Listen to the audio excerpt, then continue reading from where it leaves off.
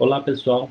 Dando continuidade, então, à nossa leitura do artigo do modelo do sistema de esquemas de ações e operações sobre símbolos e signos, chegamos aos conceitos finais que compõem o nome do modelo e que são os conceitos básicos da epistemologia genética. Nós vimos até agora o conceito de modelo, o conceito de sistema, o conceito de ação, de esquema de ação, de símbolos, de signos, e hoje nós vamos ver o conceito de operação e de operação sobre símbolos e operação sobre signos.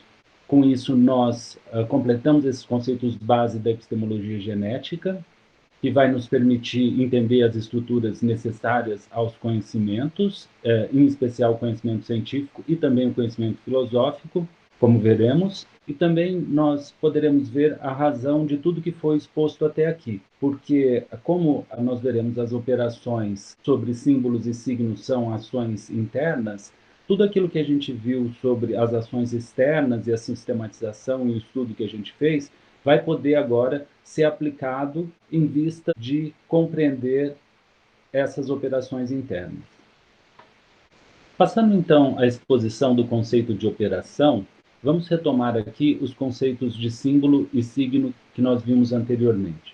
Como vimos, símbolo e signo são significantes que nós usamos para designar e evocar significados, ou seja, algo que é usado no lugar de outro algo, nesse sentido, para representar esse outro algo, sendo que o significante e o significado se definem mesmo por essa relação de representação, né, nessa relação mesma. E elas dependem do surgimento da função semiótica, que é a capacidade justamente de diferenciar um significado de um significante que está representando esse significado. Nós demos dois exemplos anteriormente, né? Esse desenho que representa eu sentado aqui trabalhando à frente do computador e o meu sobrenome Tassinari, né? Então, o primeiro é um símbolo, então vejam que tem, como a gente já viu, uma forma parecida com aquilo que é representado, né? Tem uma bolinha representando a cabeça, o corpo, etc. Enquanto que o signo é arbitrário, foi escolhido esse nome, poderia ter sido escolhido um outro.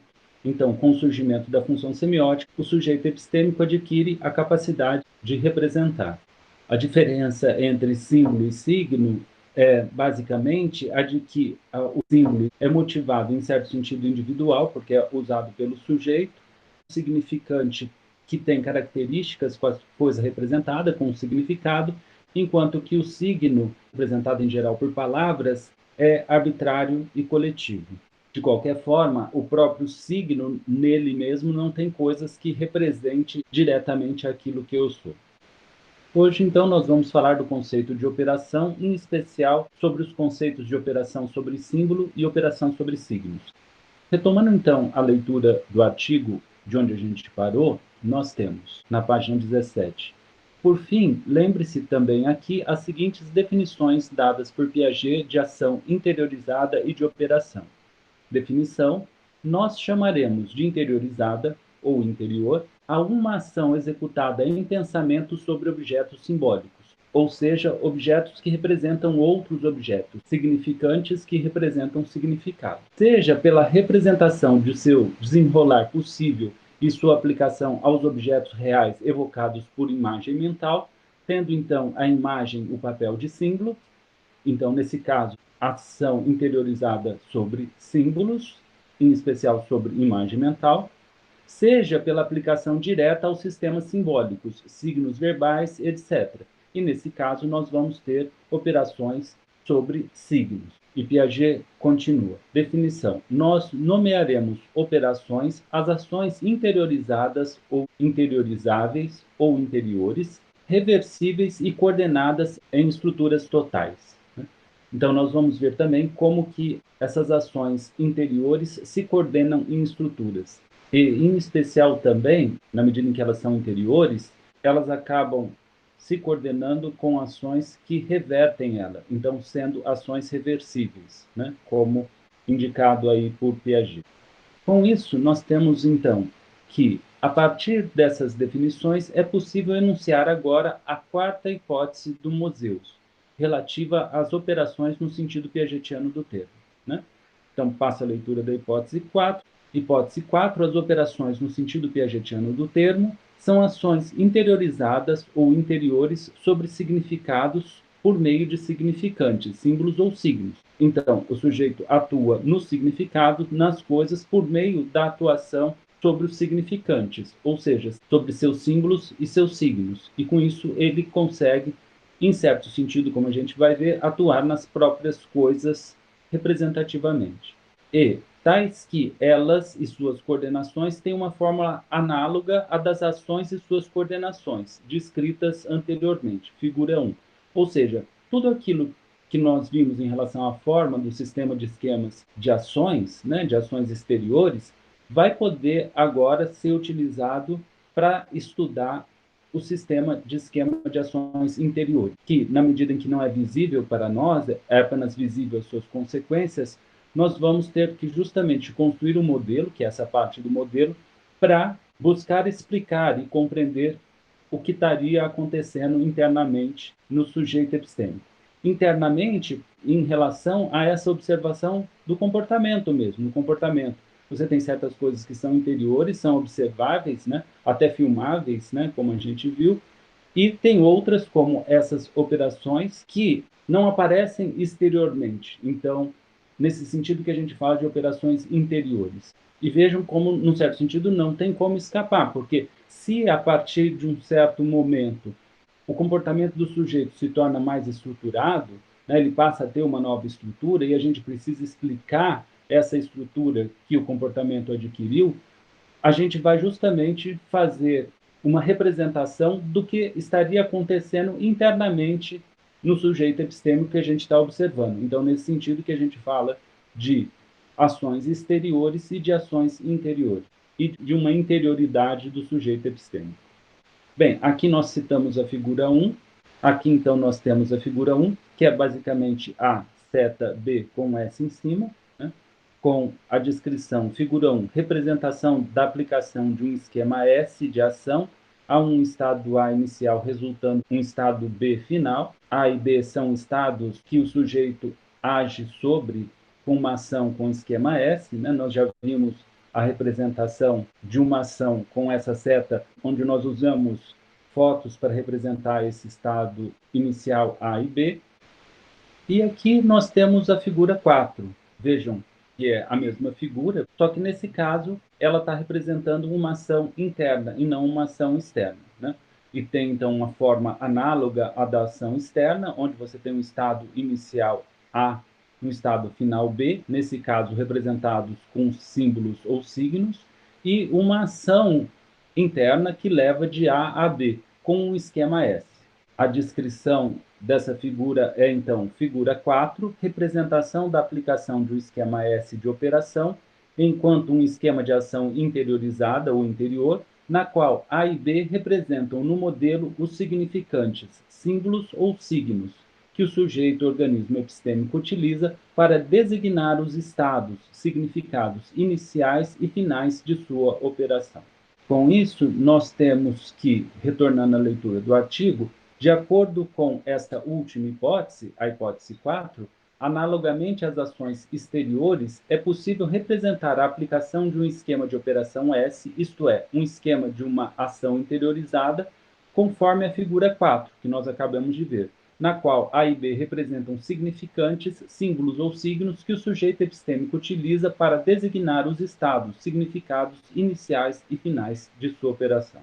Então, o Museus possibilita, então, criar um método que vai nos permitir representar as operações internas que o sujeito está realizando. Aí, por exemplo, vocês veem dois desenhos, né, que representam imagens mentais do sujeito e uma seta justamente indicando a ação que passa de um estado ao outro, né? Então, o primeiro desenho representa uma imagem mental deu sentado trabalhando à frente do computador, e o segundo desenho, a imagem mental deu simplesmente assistindo aquilo que está se passando em frente ao computador. Então, esse de grafo, né, ou seja, com esses dois vértices que são desenhos de uma seta ligando entre eles, representa justamente a operação interna que o sujeito está realizando ao passar da imaginação de eu trabalhando ao computador, com eu simplesmente assistindo o que está acontecendo no computador. Então, vejam, como nós não temos acesso direto às imagens mentais que o sujeito realiza, nós representamos elas por desenhos, né? E a vantagem é que o desenho é um símbolo, assim como a imagem mental, em que a estrutura dele, como significante, como símbolo, tem uma relação com o significado, né? E a gente já viu também que como o próprio desenho pode ir tanto de traços gerais quanto ser um desenho mais realista, a própria imagem mental do sujeito pode ir tanto de traços a uma imagem mais realista. Mas como nós não temos acesso a isso, para nós importa representar no desenho aquilo que está diretamente relacionado ao que a operação consegue fazer, para que a gente consiga explicar o comportamento do sujeito, como ele passa a conseguir fazer algo que antes ele não conseguia fazer. Além disso, como essas ações são interiorizadas, o sujeito pode passar da imaginação do estado B para o estado A, do estado final para o estado inicial, ou seja, no caso aqui, de eu simplesmente assistindo ao computador, é eu trabalhando no computador. Então, ou seja, essas ações interiores, por serem interiores, são justamente reversíveis, né? E como a gente vai ver, mais do que isso, elas vão se compor em um sistema. E por fim, nós vamos ver que elas se compõem com as próprias ações exteriores do sujeito epistêmico, formando um único sistema de ações e operações sobre símbolos. Mas nós falamos também de operações sobre signos, né? E signos são não apenas palavras, mas também sentenças. Então, nós temos aí a representação de operações sobre signos, aonde o sujeito passaria, né, de uma sentença que descreve que Tassinari está sentado à mesa e trabalha com o computador, para uma outra situação que se expressa como Tassinari sentado à mesa assiste ao computador. Então, ao passar de uma asserção a outra internamente, ele estaria realizando essas operações sobre signos. E, da mesma forma que a anterior, ela é reversível, ele pode passar de uma a outra comparando essas duas situações através dessa representação sobre signos que ele realiza dessas situações. Mas nesse caso, notem que essas sentenças, elas têm o apoio também de imagens mentais, né? Além das ações exteriores também que elas estão relacionadas. Então, cabe uma análise mais cuidadosa quando se trata de uma operação sobre signos, para analisar se ela é puramente uma operação sobre signos ou se tem outros elementos envolvidos, como no caso operações sobre símbolos, sobre imagens mentais. Em geral, as operações sobre signos vêm acompanhadas de operações sobre símbolos, sobre imagem mental. Mas vai ter alguns casos onde a gente vai poder determinar que não existe esse apoio sobre a imagem mental. Por exemplo, quando nós falamos em filosofia do puro ser, que o puro ser é, e que ele não tem outra propriedade a não ser ser, você não tem uma imagem mental do puro ser, né? Então, e mesmo há certos raciocínios abstratos que você vê que não podem ser realizados apenas com imagens, que o signo então intervém propriamente. É nesse sentido que nós falaremos que há propriamente operações sobre signos, né? Isso é importante porque o surgimento das operações sobre símbolos, em especial sobre imagens mentais, é o que vai caracterizar, segundo o modelo, segundo Moseus, o período das operações concretas, enquanto que as operações sobre signos propriamente ditas, especificamente sobre signos, é o que vai marcar a origem do período operatório formal ou hipotético dedutivo. Note, então, que hipotético dedutivo significa dizer que o adolescente, o ser humano, ele começa a conseguir operar somente com puras hipóteses, sem que elas sejam necessariamente reais ou representem algo da realidade. E, em especial, também com teorias gerais, com os seus princípios próprios que as estruturam. E, com isso, construir, né, diversas formas de se compreender a realidade, como no caso das teorias científicas, ou mesmo filosóficas. Então, as operações sobre signos são também extremamente importantes. Mas, como elas são extremamente abstratas, justamente a gente não tem uma imagem ou uma sequência de imagens para representá-las, as pessoas têm, em geral, muita dificuldade em compreender essas operações que lidam apenas com signos, seja na filosofia, seja na matemática, ou nas ciências mais teóricas. De qualquer forma, ela é uma capacidade humana de estabelecer o conhecimento que tem que ser explicada. E é nesse sentido que as operações sobre signos fazem parte do modelo para explicar essa capacidade humana. E vejam que, justamente por poder trabalhar sobre signos e, consequentemente, sobre hipóteses e deduções, que as operações sobre signos caracterizam o período operatório formal ou hipotético dedutivo.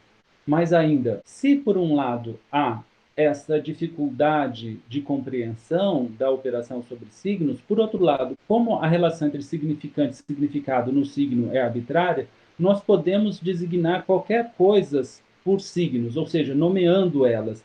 E a partir daí, operando sobre esses nomes, operar sobre essas coisas. Então, a operação sobre signos nos permite operar sobre qualquer coisa. Por isso que o período formal ou hipotético dedutivo, que surge justamente com o surgimento dessas operações, é o estágio final do desenvolvimento das estruturas necessárias ao conhecimento. Final entendido em termos de forma, não em termos de conteúdo, porque a partir daí você pode ter infinitos conteúdos que vão se estruturando cada vez mais. Mas em termos de forma, essas formas, as operações sobre signos, as operações sobre símbolos, sobre imagens mentais e as ações no mundo e a relação delas todas no sistema, nos permite explicar e compreender melhor a nossa capacidade de conhecer. Por outro lado, as operações sobre símbolos, sobre imagens mentais, né, que nós representamos anteriormente, elas nos permitem também um grande salto em relação às ações diretamente ligadas à percepção, porque o sujeito pode agora imaginar situações possíveis, ações possíveis e combinar essas ações imaginadas com as ações exteriores que ele pode fazer. Então, isso também aumenta a capacidade do sujeito e permite uma adaptação dele melhor, uma atuação cada vez mais ampla, tanto no espaço, mais ampla espacialmente, quanto mais ampla no tempo, ações no tempo, né? No futuro, por exemplo, de planejamento. Então, as operações sobre símbolos, sobre imagens mentais, são extremamente importantes. Mas, na medida em que elas são imagens, representam a coisa de uma forma mais direta, essas operações que ele realiza internamente são justamente mais concretas, mais relacionadas às coisas mesmas, e não com hipóteses ou coisas gerais, né? E não com uma forma geral. É por isso que, segundo o modelo, o surgimento das operações sobre símbolos, sobre imagens mentais, caracteriza justamente o período operatório concreto. E apenas com essa, então, divisão conceitual entre símbolo e signo e de operações sobre símbolos e signos, nós conseguimos explicar a própria divisão de períodos existente na epistemologia genética. Há ainda um final da hipótese 4, que é importante aqui para nós, é que as ações interiorizadas ou interiores vêm a se coordenar com as ações exteriores de forma a constituir um sistema de esquema de ações exteriores e interiores, ou interiorizadas. Nós vamos ver, então, isso com mais detalhes. Bom, a partir daqui, então, nós temos duas possibilidades de estudo, em continuidade com o que foi dito. A gente pode estudar a relação da operação no sentido piagetiano com a operação no sentido da lógica e da matemática, e a gente pode tratar das caracterizações das operações sobre símbolos e signos, como a gente disse aqui, né? Bom, então eu vou interromper esse vídeo aqui, de tal forma com que você possa decidir qual dos dois temas você vai assistir a seguir. Grato por assistir até aqui.